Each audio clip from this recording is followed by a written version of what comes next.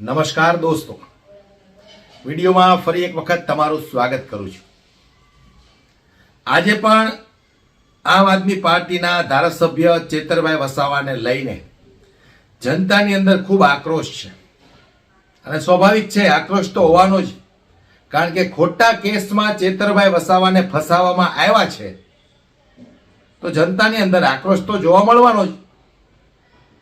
ત્યારે ગઈકાલે સુરત ખાતે આમ આદમી પાર્ટીના કોર્પોરેટરો, આમ આદમી પાર્ટીના મંત્રીઓ, પદાધિકારીઓ સૌએ મળી અને કલેક્ટરશ્રીને આવેદનપત્ર પણ પાઠવ્યું। ત્યાર પછી ચેતર વસાવાને છોડાવવા માટે એમના સમર્થકો, આમ આદમી પાર્ટીના કાર્યકર્તાઓ જે રીતે રોડ રસ્તા પર ઉતરી અને સૂત્રાચારો કરી રહ્યા છે, છતાંય આ ઘમંડી અભિમાની સરકારના પેટનું પાણી નથી હલતું। એની પાછળનું કારણ એક છે, ચેતર વસાવા જેવા નીડર જાંબાજ વ્યક્તિને આ લોકો એમનો અવાજ દબાવવા માંગે છે। કારણ કે અવારનવાર તમે જોયું હશે કે ચેતર વસાવા આદિવાસી સમાજના હક માટે, અન્ય ગરીબ સમાજના લોકોના હક માટે પણ ચેતર વસાવા વારંવાર લડતા હોય છે। ઘણી બધી વખત પોલીસ સામે પણ ઉગ્ર થઈ જાય છે, કોઈ અધિકારીઓ સાથે પણ ઉગ્ર થઈ જાય છે, બોલાચાલી થઈ જાય છે। આવા અનેક વિડીયો તમે જોયા હશે। આજે એ જ વિડીયોના આધારે ચેતર વસાવાને ફસાવવાની આ લોકો પૂરેપૂરી કોશિશ કરી રહ્યા છે। એમની ઉપર એવો આરોપ લગાવવામાં આવ્યો છે કે ભારતીય જનતા પાર્ટીના પ્રમુખ પર ચેતર વસાવાએ કાચના ગ્લાસનો ઘા કર્યો, જીવલેણ હુમલો કર્યો અને આ બાબતને લઈને ચેતર વસાવા પોલીસ સ્ટેશનમાં ફરિયાદ લખાવા જાય એ પહેલા ચેતર વસાવા પર ફરિયાદ થઈ જાય છે, એમના ઉપર એફઆઈઆર થઈ જાય છે। આ સમગ્ર ઘટનાઓ તમે જોઈ, પણ આજે પણ ચેતર વસાવાને છોડાવવા માટે ઈમાનદાર લોકો, આમ આદમી પાર્ટીના લોકો, એમના સમાજના લોકો વારંવાર રસ્તા પર ધરણા પ્રદર્શન કરે છે, છતાં પણ સરકારના પેટનું પાણી નથી હલતું। ત્યારે આજે ફરી એક વખત ચેતર વસાવાને લઈને એમના સમર્થકોએ શું સૂત્રાચારો કર્યા છે, આવો જરા એ વિડીયો પર એક નજર નાખીએ। जेल के डाले टूटेंगे,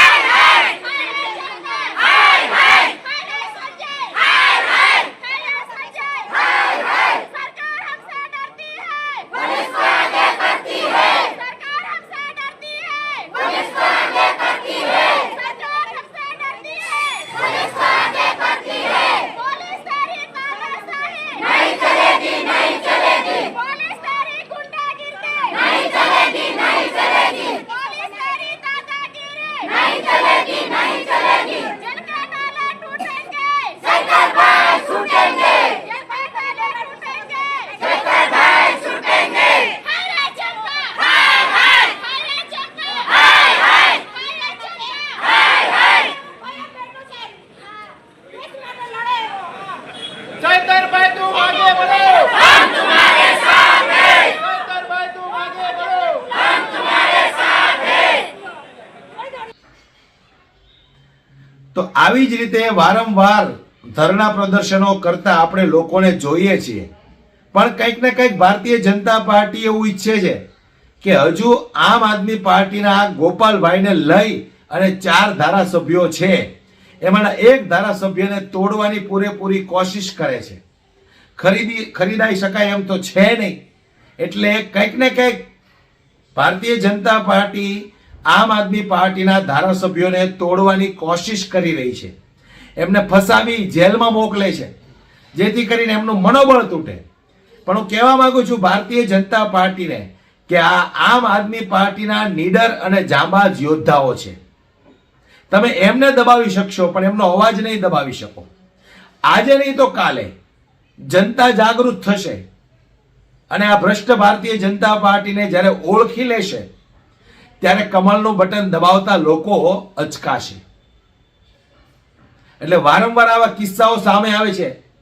જે લોકો ભારતીય જનતા પાર્ટી સામે અવાજ ઉઠાવે છે એમની ઉપર આ લોકોએ અત્યારે ખોટા કેસો કરીને એમને ફસાવાનું ચાલુ કર્યું છે, એમને જેલની પાછળ ધકેલવાનું ચાલુ કર્યું છે. હમણાં થોડા દિવસ પહેલા મેં વાંચ્યું હતું, ક્ષત્રિય સમાજના પીટી જાડેજાને પણ પાસા હેઠળ જેલમાં નાખ્યા હતા. પણ તમે વિચાર કરો દોસ્તો, પીટી જાડેજાના જામીન થઈ જાય છે, પણ ચેતર વસાવાના આ લોકો જામીન જાણી જોઈને નથી થવા દેતા. એની પાછળનું કારણ શું હોઈ શકે? કારણ કે ચેતર વસાવા ગરીબોના હક માટે, આદિવાસી સમાજના હક માટે વારંવાર લડતા આવે છે. અને આજે છેલ્લે જ્યારે ચેતર વસાવાએ મનરેગાની અંદર જે કૌભાંડો થયા, એ કૌભાંડના મોટા મોટા ખુલાસાઓ લઈ અને ચેતર વસાવા આવ્યા હતા વિધાનસભા સુધી, ત્યારે એ જો ખુલાસા થાય તો ભારતીય જનતા પાર્ટીના ઘણા બધા નેતાઓ, અધિકારીઓ, મળતિયાઓ ફસાઈ શકે એમ હતા. એટલે કોઈ પણ સંજોગે એમના મળતિયાઓ ન ફસાય એના માટે એક ચેતર વસાવાને ફસાવવામાં આવ્યા. આ વસ્તુની દરેક જનતાએ નોંધ લેવી પડશે. કારણ કે જો એક ધારાસભ્ય ગુજરાતની અંદર સેફ ન હોય, એક ધારાસભ્યને આ લોકો ગાંઠતા ન હોય, એક ધારાસભ્યને આ લોકો ખોટા કેસમાં ફસાવી દેતા હોય, તો વિચાર કરો દોસ્તો, આમ નાગરિક, આમ જનતાનું શું થાય? એને તો બિચારાને કઈ બોલવાનું જ નહીં, એમના હક માટે એ કઈ બોલી જ ન શકે. એટલે દરેક જનતાએ જાગૃત બનવું પડશે અને જનતાથી મોટી કોઈ તાકાત નથી. આ એક વાત તમારે મગજમાં ઉતારવી પડશે. જનતાથી મોટી દુનિયામાં કોઈ તાકાત નથી દોસ્તો. એટલે તમારી અંદરનો આત્મા તમારે જગાડવો પડશે.